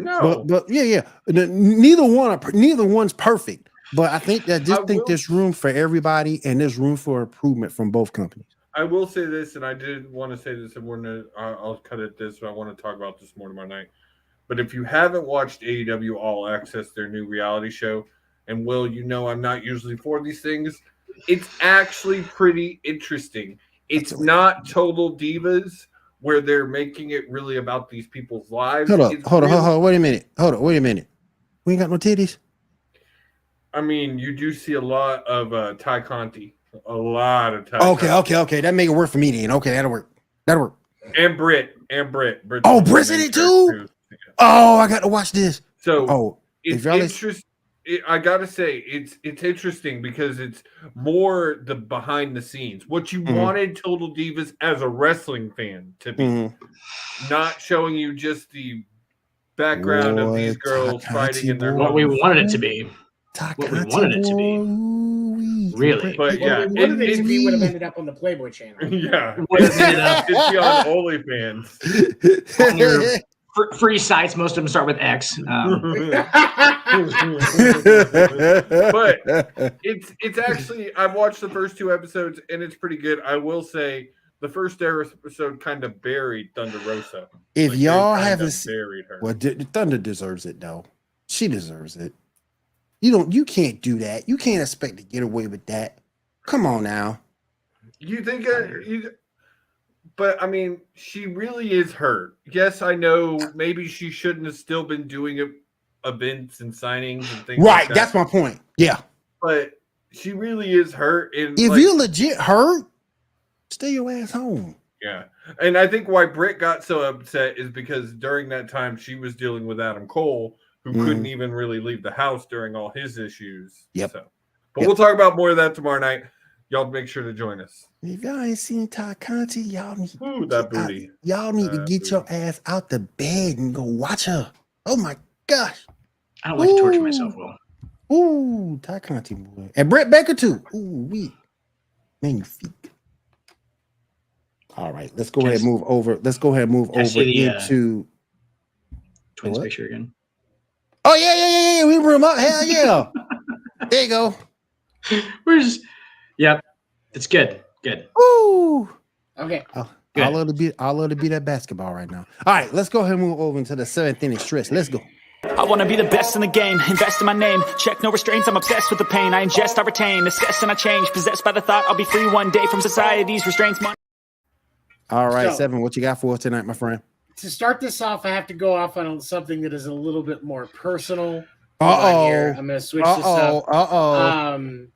I have to join a growing trend, and I have to say that I am now boycotting Budweiser and Bud Light after it was recently found out that they support the fucking Dodgers. This is bullshit. I was about to stab you through the computer. Oh, come on. You know me better than that. Come on now. Oh, What? my goodness. Dodgers, what the hell? He didn't have a serious personal note to start this segment on? What? Right now. What? I was hoping it was really personal. Right now, the Dodgers. What? Right now, the Dodgers are 5-5. How the hell you 5-5 and get your own can? I can't The say fucking Dodgers. They're the Yankees of the West Coast, but they overpay more right now. Amazingly enough, more than I was going to say. they're like they're like the LA version of the Padres. I just think I'm sorry. I'm looking at the standings. And I just think some of these teams don't know they're bad yet. But here's the thing. Yeah, but the there's Dodgers, teams out there too that don't know they're good because the That's Astros are playing shit right now. Yeah. Well, yeah. but no. Here's the thing with the Dodgers. I said on the Diamond Report, and I've said multiple times on this show, that the Arizona Diamondbacks, were going to have some legitimacy this year. The Dodgers have already faced the Diamondbacks in a series, and the Diamondbacks held their own. Arizona is going to be a wild card this team, and people need to wild card team this year, and people need to take them seriously. I think Ken Kendricks is a gigantic piece of dog shit, but the product that's on the field right now is really fucking good. Torey Lovullo has done a great job building a team in Arizona. 7 called Seattle about the same time last year, by the way. Just throwing it out there. How did Tampa Bay Rays undefeated though? Ended up being a thing. Because They're just the Rays, bro. It's the Rays. I mean, they're good. And they really haven't played anyone yet. They're consistently good, though. They're consistently really fucking good. The Rays are consistently really fucking good every year. Nobody takes them seriously. Their farm system is ridiculous. Their farm system is fucking ridiculous. Nobody takes them seriously. We make jokes about them in the offseason. Yes. And then they come out and make some noise. They are, I mean, the success will not continue. I think the Rays are definitely a team that doesn't know how bad they are, but they are still potentially a wild card team. Garrett Whitlock starts tomorrow. They're playing Boston right now. They beat Boston 1-0. It was a close game. It was a pitcher's battle today. But Tampa Bay plays Garrett Whitlock tomorrow, and Garrett Whitlock is not fucking around. He wanted to already be up, but he had to make sure that he was good dealing with the injury. Garrett Whitlock will shut them down tomorrow. Good Garrett Whitlock. Evan, Make those rookie cards. Garrett Whitlock. Good Garrett Whitlock. I gotta ask. Oh, I gotta- How does it feel to know that Boston's season is already over? Boston season is not. He really, Josie is really on it tonight, y'all. First Yes. of all, Altuve's going to roll his ankle tripping on a base because he can't jump. He needs to but save us. Here's the thing. The loss of Adam Duvall is not the end of Boston season. And I think it's because there were a couple of other small moves. Boston can stay competitive here's the thing. Optimistically, he doesn't. Adam Duvall does not need surgery. They said today it is a left radial fracture. His wrist is broken. Which, if you watch the video from the play yesterday when he was going in for that ball, the glove caught the ground and rolled his wrist under and broke his fucking wrist. But it wasn't a compound fracture. Didn't break skin or anything like that. It's nothing dramatic. They haven't mentioned anything at this point about tendon damage. They said anything about surgery? They haven't said anything about surgery, and something like that. They would want to get that done as soon as possible if that was the case. They don't So want my it to thought start process is they say 4 to 6. Okay, it is for a broken wrist. 4 to 6 is about the expectation. I would suspect they will probably keep him out. It's going to be closer to 8, but we will see him back and in full production by the All-Star break, and that's all that matters. That's all that matters. Go ahead. Can I just say something? It's actually very both fulfilling and incredibly it makes me happy to see you grasping so hard at straws for the Red Sox right now that you're talking about Adam Duvall's wrist injury. Listen, that are gives you me, talking but about, also it makes me sad for you as well because I know how analytical you are, and I know that you can see the reality here is that regardless of whether my Yankees win the AL East, the Boston Red Sox ain't winning the fucking AL East. I don't care. It doesn't even compute together. Make no mistake. Adam Duvall could play the entire season without injury. He could show back up tomorrow with a cast on his wrist and say, and they're still 20 sub 500. And we're still a wild card team. Is our at best. But hey Dan, what was the score of the Yankees Guardians game today? 3-2. Oh, are the Yankees still 6-4? Is that pretty much where the Yankees are going to fucking stay the whole fucking year and win 100 games almost? Yeah, it is. If the Yankees, they're going to win 95 games. If the Yankees win over 90 games, I will buy a Judge jersey. We'll see. Wow. I mean, they're still going to be in the playoffs. I'm clipping that. I'm clipping that. We'll clip it. There's several. That. Yeah, but I mean, they're still going to be in the top AL whatever, East. Tony. I'm gonna go to light skin. What's the name of that? Light year, light skin, whatever it is, and clip it. It's gonna be you and the Orioles. Light words, that's what it is. You and the Orioles down there in the. It's 6-4. You know who else is 6-4 right now? The Orioles? The Texas fucking Rangers. The Orioles. Texas Rangers are good, bro. Rangers are good. I will shit on the Rangers more than probably any other team you'll send me shit. But they are playing some good damn ball right now. But here's the thing. The Texas Rangers are playing above expectations. Yes. Yeah. That's what I'm saying. These bad teams don't know they're bad. The New York Yankees, who on paper should have are playing at expectations. Rays now. At expectations. You're expecting them to be undefeated? Why does it fucking matter? They have 162 games, bro. They are 6-4. That's how they're going to play the whole fucking year. To start the season so far. Let's look at. We want to go into this. Let's look at the teams that the Yankees have played. They're right at expectations. At expectations. Above 500. So let's talk about this. 60% winning percentage when you fucking 95 games. You were 4-2 out of your first 6 games, which were against the Giants, who did negative work. That's negative not true. work in Michael the offseason. Conforto's not negative.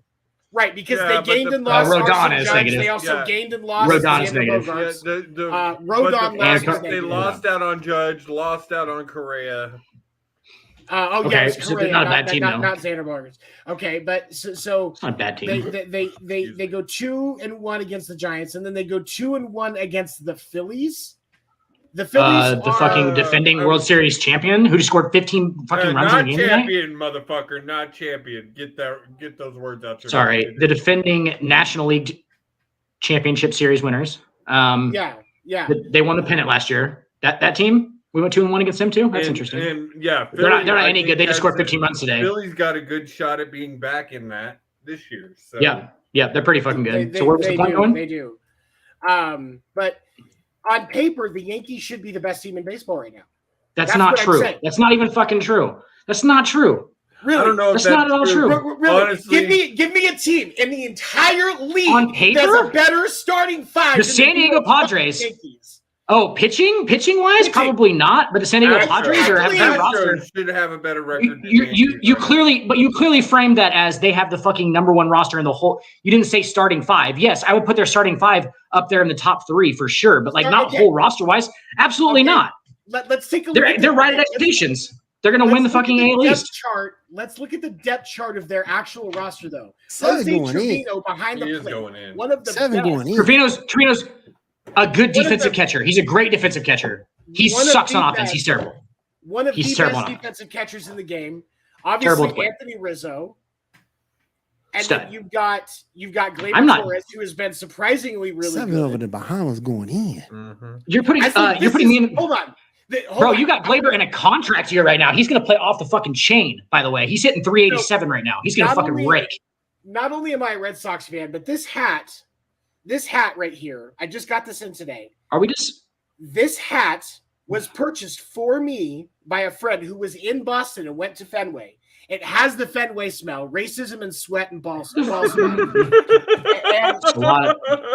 ironic that it's all black? It's Is it ironic that it's all black, or is it true. supposed to be like that? It's true. It's all black. Is that weird? Racism is just at an all-time high.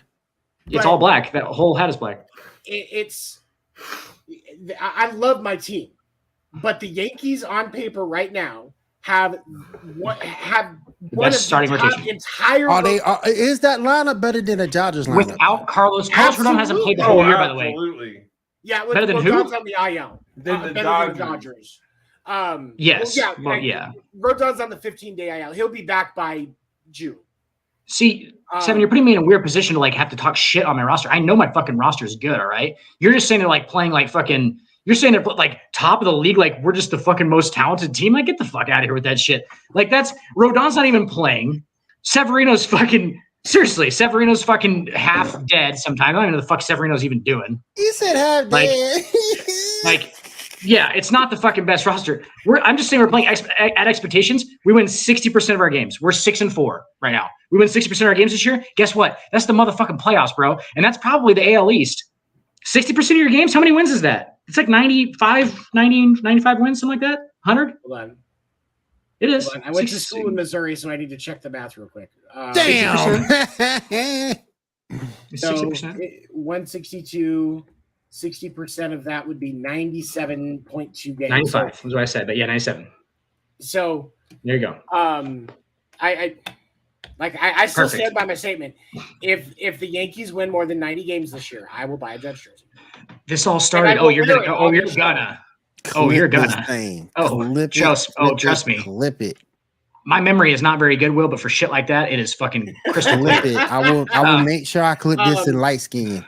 There was the other major thing that happened this weekend. O'Neal Cruz fractured his ankle on Saturday. Oh, it sucks. Going into home plate, they were playing the White Sox, and here's the thing: there's already been a lot of argument. Some calling O'Neal Cruz's slide dirty as a catcher. No, it fucking wasn't. That was a bang bang play. It was an awkward slide. You could see if you watch that video. If you watch the video of that slide and you look at his face, he knows instantly that he went into that slide wrong. He knows instantly that he went into that slide wrong. It was not intentional. And then the fight. For those who don't know, go ahead. Tony, O'Neal Cruz is 6'7". For those who don't know, O'Neal Cruz is 6'7". And He's gigantic. He's the biggest shortstop I've ever seen in my life. He slides in to the backup catcher of the Chicago White Sox. His name is Sebi Zavala.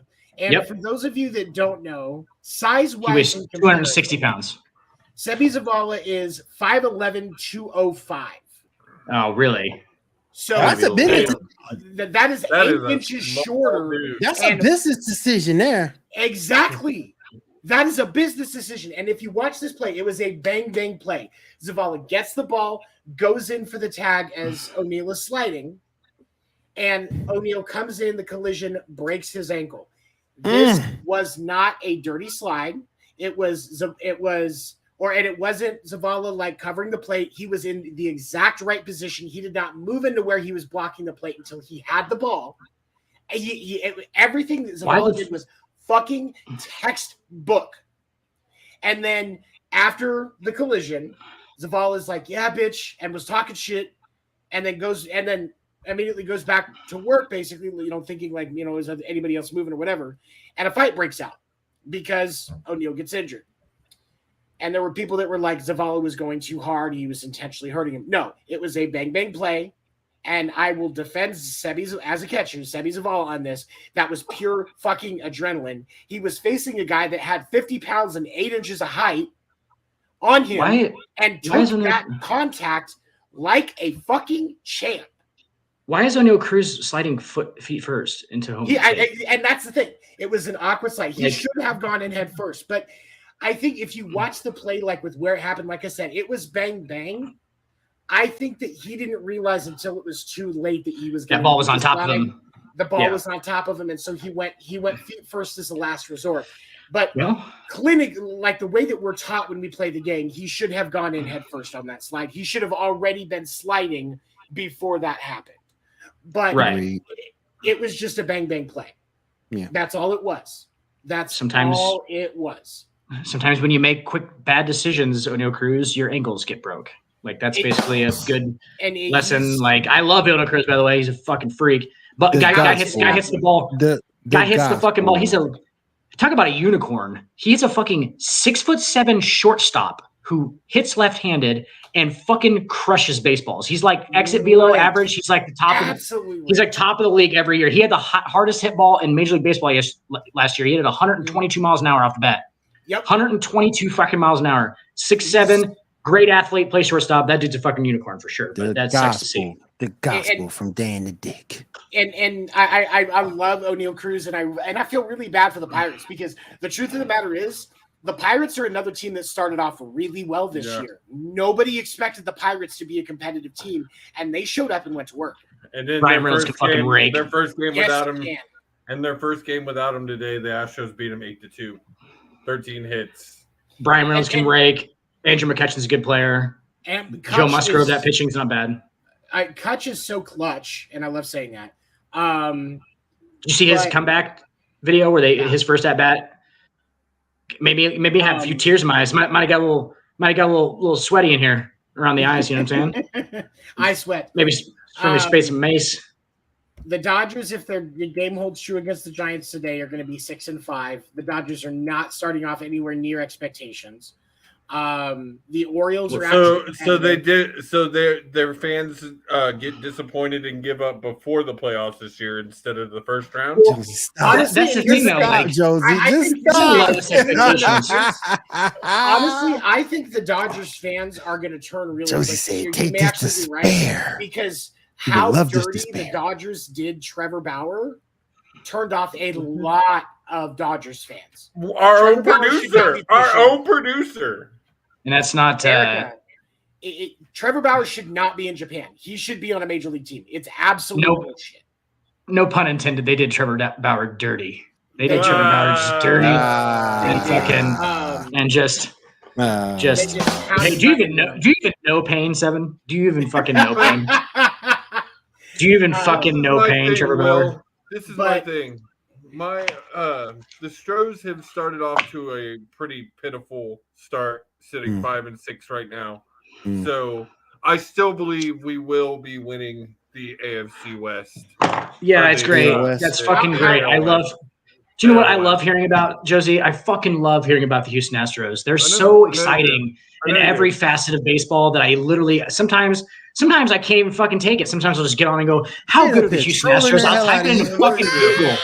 I'll type it into Google. I'll be like, how fucking good are the Houston Astros? How good are they? All right. Then I just look at their roster and I fucking touch myself. That's what I do.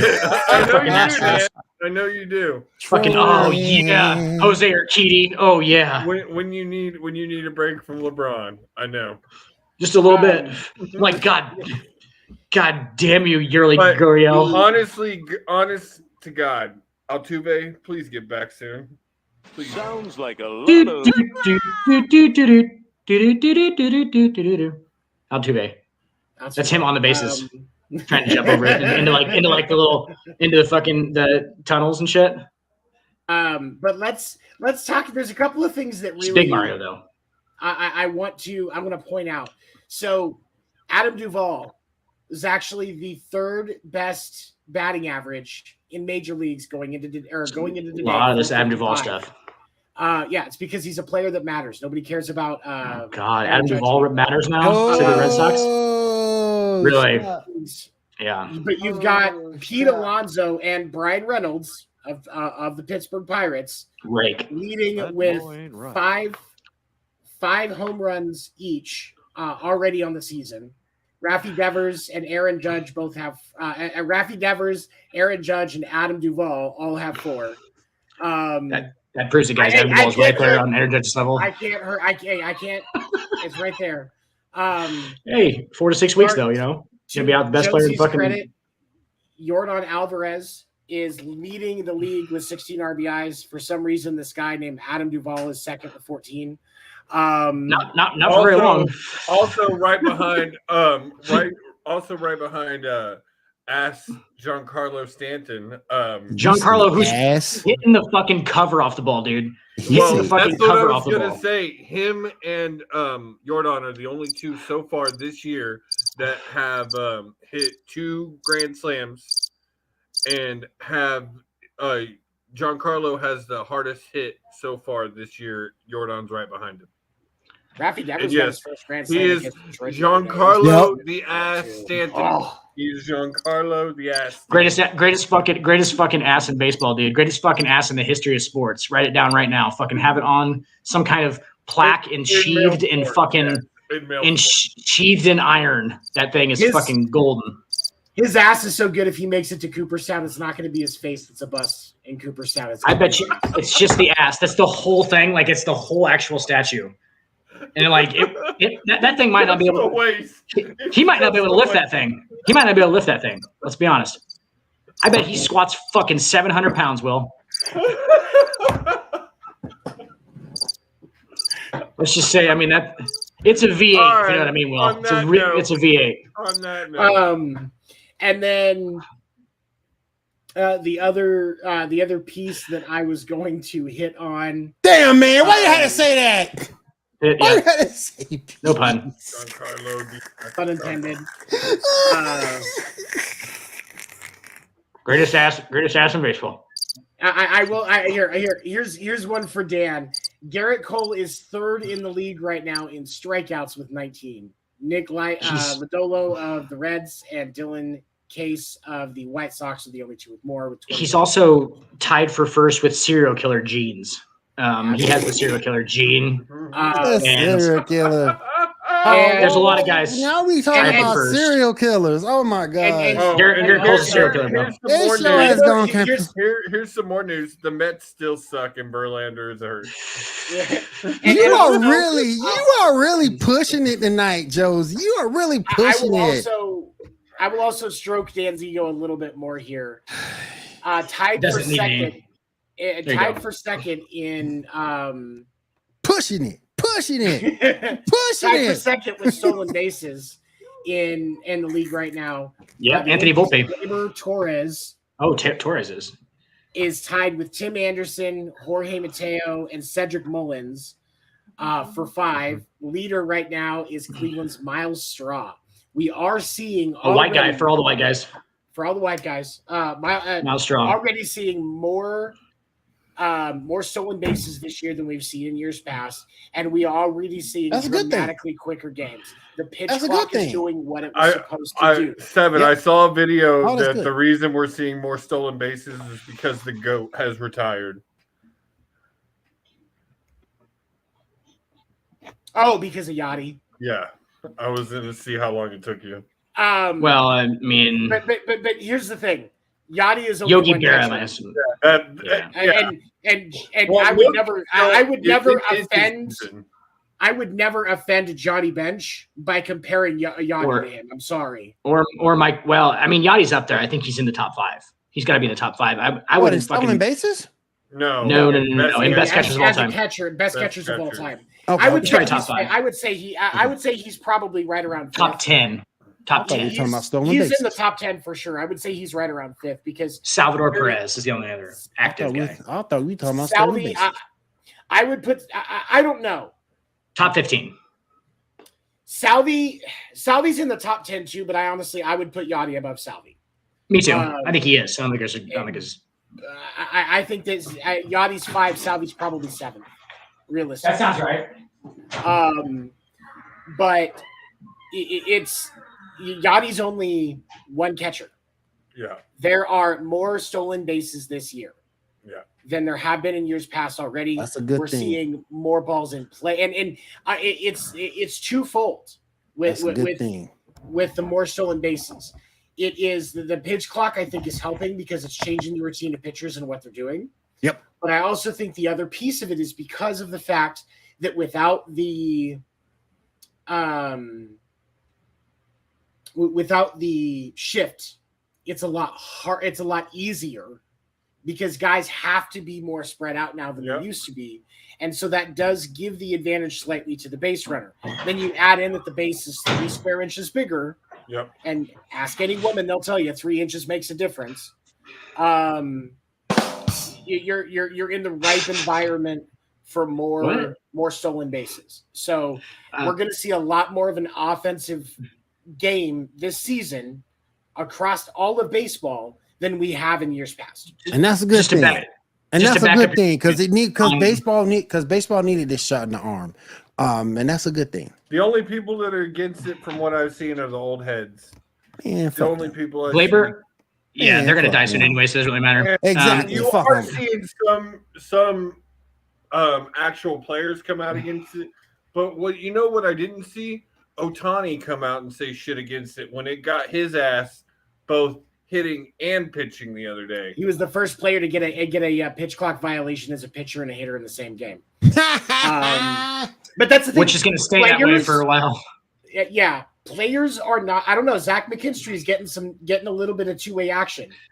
I'm telling you, Ohtani's been successful enough. We're not mature enough for that. Ohtani's been successful enough that you're seeing it in the minor leagues. Almost every team has some kind of prospect that they're looking at as a two-way guy. But here's the other thing here, and I think that this is very important to look at here with this is you're not seeing a lot of players come out for it, but you're also young players, especially your guys that are just gotten called up in the last year or so. They are actually the ones that the veterans are turning to, because last year in the minor leagues in AA and AAA ball, they had pitch clock. Yeah, they had all this. So these young guys came up already ready for it. Right. And so that's why you're seeing, some of these. Now, Shohei is yes, he's going to be that one for a while, but he works pretty quick anyway on both sides, whether he's at the plate or he's throwing to it. He works pretty quickly on both sides. So it's not going to be a problem. And you're not seeing a lot of players speak out against it because now that things are going and everybody realizes, like they were talking about it on the Red Sox broadcast the other day, that the last game that they played against, whoever they played against first, I think it was the A's. Was it the A's, the Pirates? I can't remember. It was a 3-hour and 10-minute game that they said without the pitch clock would have been close to 4 hours. Think about that for a second. 40-minute difference. We'll say 350 instead of 310. That's a 40-minute difference in a game time. That matters. You had a Twins game that for the first time in over 50 years was under 2 hours. It clocked in at an hour and 58 minutes. Exactly. This pitch That's a clock good thing. is working. That's really good thing. That's a good thing. The Red Sox series against the That's the Tigers, every game was less than 2 hours and 40 minutes. That's who it was. It was Twins Detroit. That was awesome. That's awesome because that's been the one thing that I hear a lot of young folks talk about the game of baseball. That's that it's just too young. It's too long. And I will it's just too long. It's not the fact that they don't understand it. It's not the fact they can't look up the stats or whatever. It was just too long. Yeah, too long and too slow. I will say it's even. I love baseball. I've enjoyed it for years. I love going to games, but it has made it easier for me to watch a game. I've watched a couple games already this season, which is unheard of in prior seasons at this point. Because it's much quicker. I don't feel like I'm sitting here staring at my phone 80% of the time because the game is moving. And it's like you can get you. It's like the game is to the point now you can get other shit done during your day after. It's not like it was before to where it went from it being a day to it being part of your day, right? Which, even as somebody that is a diehard baseball fan, that's all it should be. That's all you want it for is part of your day. Yep. Because your team has a greater economic impact that way. You look, if you go and watch or go and play regular baseball or softball, there's still 9 innings. It doesn't take you 4 hours to play them. No. Because at those lower levels, when we're playing rec league baseball and rec league softball, we do things like, if you hit after your first home run, just go back to the fucking dugout. You don't need to run the bases. Yep. After there's none of this stepping out of the box and readjusting all your shit after every pitch. No. Yep. Stay in the fucking box. You can take 1 foot out for a second. 1 timeout per batter, like they have it now in major leagues, and that's all you need. Just go. Just fucking go. And it's gotten a lot better. But are we gonna talk about Black Baker Mayfield and getting a new receiver? We can do that. I'm gonna hit it for you. But before you go, if you get the NFL huddle, I appreciate you. Yes, and then I gotta bounce out. Y'all have appreciate a good night. You.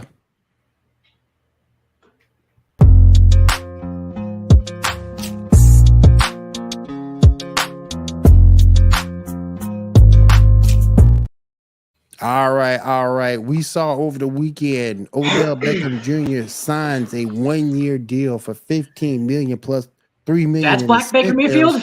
Well, no. I'm kidding. Bro, I'm kidding. He signs that deal with the Baltimore Ravens. Now 7. We were talking in the chat, and 7 called Lamar Jackson, an MVP in the league, Black Baker Mayfield. Hey, I said Black Baker Mayfield that can run. Put some respect on my joke. Doesn't Black Baker Mayfield encompass the fact that he can run? Doesn't that already cover it? That should already cover the whole thing. Like that's why he said, "Will, it's a secret for you." Knock knock. That's why he put the black part in front of it. Yeah, so that just encompasses. Yep. Yeah. Okay. I just think that they need to hurry up and do something with Lamar, because you don't want Lamar coming back to your team under that $32 million. That's the insult. And you got to do something. And I don't think Baker Mayfield is going to do is good. I think he's going to be terrible in Tampa. I really do. Do. Yes. Unless we all say that Baker Mayfield's going to be terrible in Tampa, he's going to be terrible. So if you want him to actually be terrible, you go, you know what? I think Tampa's going to have a good season. He'll be terrible. Gonna be terrible. the more that we build up the whole Baker Mayfield's going to do terrible shit, he's going to be like, good, chip on my shoulder, and then not be able to do it any longer. When they were like, oh, hey, maybe Baker Mayfield's all right, and then he just fucking fails. That's how it happens. Yeah, that's the up and down. I have a friend that's a Tampa Bay fan that's super pissed that they signed Baker, and so all he's saying is, "Man, I'm not even worried about losing Tom Brady because we got Baker Mayfield now. What an upgrade! Like just the most fucked up shit you can think of. Just building it up. I think he's trying to get Baker to follow him on Twitter. That's what you want to do with Baker, though. You want to just bark at him, just bark some negative shit at him. Like that's like you can be the best Tampa Bay fan, Tampa Bay Buccaneers. You just want to fucking tweet out like just ridiculous shit to Baker Mayfield. Like tell him to go suck your dick, whatever you want, but like make sure it's like good because then he uses that to win you 7 or 8 games, and that's pretty much the end of the. What was that other question that you asked in chat the other day? I was just saying that I'm trying to think of it. No, I was just saying injuries. Yeah, and I think that's the key with Lamar. Look, bro, ain't nobody gonna pay you all that money, but because you're in a position, your game elevates injuries, and this is the first time that Baltimore's paid for a receiver in 10 years. I mean, and hopefully he don't get hurt. I mean, you got 2 ACLs right there that could pop at any moment between 2 guys. The last good wide receiver that the Ravens had was Anquan Bolden. Yes. It's like I said, Hollywood was all right. Who gets hurt first, Odell or Lamar? It's a trick question. They're going to get hurt on the same play. Yeah. Odell's going to get hurt running in open fields. Wide open. He's going to blow an ACL. Lamar is going to get hurt tearing his ACL running with the ball the other direction. What if Odell like throws a crackback block on Lamar Jackson? That was just like. Do you think the universe would just like explode into like a little like you would just all go into a ball and then everything would just fucking boom just explode like that would probably like if this happened. Yeah, he was trying to throw it to somebody else and he just misses and just fucking blindsides Lamar Jackson. Fumble.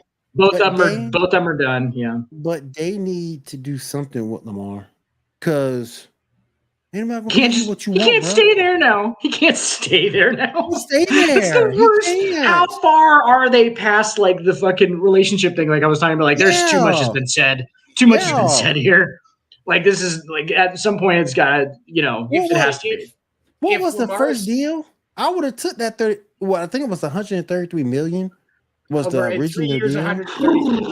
Hell, I would have took that. God. Hell, I would have took that, and then quit. And then you're 3 years, 133 million. You're young enough to re-up after that. That would have been my thought process. But here's the thing. I'm going to fucking the Bahamas, Will. He wants a long-term, fully guaranteed deal. Hell no. Of the deal that Deshaun Watson got. Realize that's 100% what it is he is saying if that fucking rub and tug nutsack can get 230 million fully guaranteed, and the most you will guarantee me is 133 million, and you won't even give me anybody to throw to. Here's the thing. If Lamar Jackson, if it was me, if I was Lamar Jackson's agent, and I know I'm not an agent, so I'll clarify that. If I'm Lamar Jackson's agent, you're not Jewish enough. Not nearly Jewish enough. But if I was Lamar Jackson's agent, I would tell him to dig his feet in and not sign the tag. We're going to get this done. Unless another team is actually going to put up an offer that Baltimore won't match. Sit it out until week 10 and just refuse all contracts from Baltimore. Just walk away. Get your year in so they can't tag you again. Right. So that's why you go back at week 10, week 11, and you play as soft as can fucking be. Clearly, to all of them. Soft as can fucking be. You're not going that extra mile and grinding out that extra 5 yards and taking that extra hit because for your team. No, fuck them. Baltimore has made it clear that they don't want to pay you what you feel you deserve and what you can get in the market, because you could get it. Somebody is dumb enough to pay it, and so you wait until that week 10, week 11, whatever it is, and then you show up. You've got there's no way they're going to make you start right away simply because they're going to have to make sure that you're in football shape. There's going to be at least a week. Yeah. And any changes that they've made to the scheme, because if he's not there in camp, if he's not there in preseason, he's not going to know any changes that they've made, any changes to the signals, any new things that they've added. Right. So that's going to take. There's going to be a week there from when he comes back to when he actually plays. I just feel that, and they're not going to be a playoff team without him. Not a playoff team with him right now because he doesn't have enough targets. Not with Huntley. And I just feel that the money, the picks. I just feel if you're a quarterback needy team, it's worth it. It is. It's worth it to me because you're getting the MVP. He's shown he can play. You have a track record of him getting his team to the playoffs. Why not? He's gonna have to win a Super Bowl if you have the right roster, basically. Which only encompasses about what, 8 or 10 guys, maybe. Right, and here's the thing that I would say, even as a little bit more of a stretch. If something falls through with the Jets and they can't get Aaron Rodgers, they should immediately pivot towards getting more. Immediately. Yeah. Yep. Immediately. Yep. Because because that is, I think that roster is the closest to being Super Bowl ready. Now, if Washington was feeling squirrely, I think the Commanders, I think pairing Lamar and EB together isn't a bad combo, but they're not Super Bowl ready. No, I don't think they did. No, no, they ain't Super Bowl ready yet. No, they're still a few years away from that, and I don't think you're going to be a Super Bowl ready team until the cloud of Dan Snyder is gone. They got a hell of a defense though. I ain't gonna see in front. That's Ron Rivera running the defense, of course. Yeah, that defense is hellified. I love that defense. Oh my Chase goodness. Young. But that offense needs some fixing. EB's got his hands full. And that's why I think, and that's one of the reasons why I think pairing Lamar Jackson and Eric Bieniemy together would be a great thing. And that would literally take away any excuse either one of them has. Think about it. Yep. You pair together Lamar Jackson and Eric Bieniemy. Neither one of them has an excuse anymore if this doesn't work and they aren't successful. You need another Patrick Mahomes. There you go. That's the closest you're going to get. Closest you're going to get in today's game. Yep. Because, I mean, what are they going to trade up and grab Anthony Richardson? Yeah, and this is my problem with all these teams that are getting ready to draft quarterbacks that aren't looking at Lamar Jackson. Because there is not a quarterback in that draft that is NFL ready and will be NFL ready by week 1. Nope. Let alone MVP caliber. Let alone MVP caliber. So Houston should be going for Lamar Jackson. Carolina should be going for Lamar Jackson.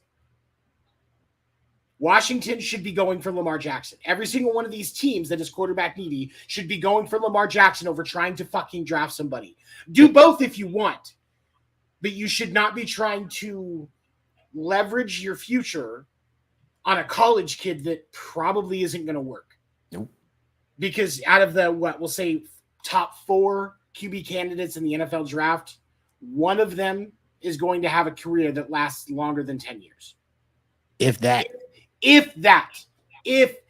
And that's my problem with all of the emphasis, especially with this class, because none of these guys are even close. There have been classes in years past where you could make an argument that they might be close enough that you could start in week 1 and by halfway through the season, they're up to speed.